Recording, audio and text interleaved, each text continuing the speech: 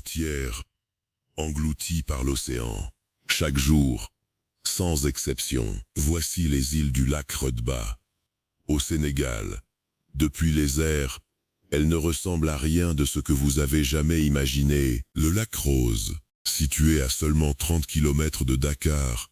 Ce lac s'étend sur 3 km² d'une eau couleur flamant rose.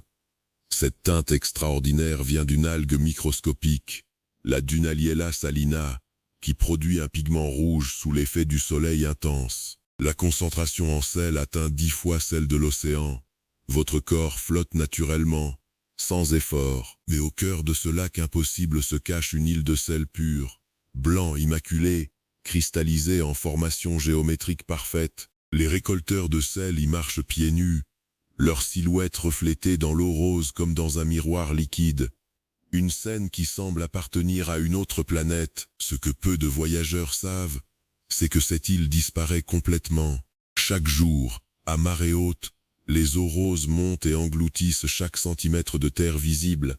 L'île s'efface, puis, des heures plus tard, elle renaît, émergente, silencieuse, couverte d'une nouvelle couche de sel étincelant. De près, observez les flamants roses qui longent les rives au crépuscule.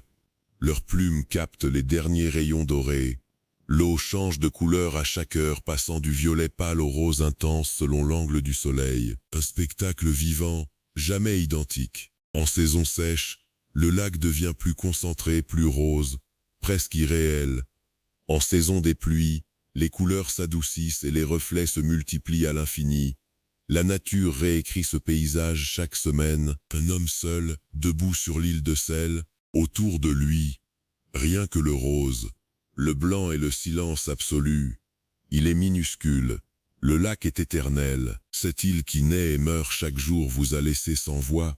Quel pays voulez-vous explorer ensuite? Dites-le en commentaire.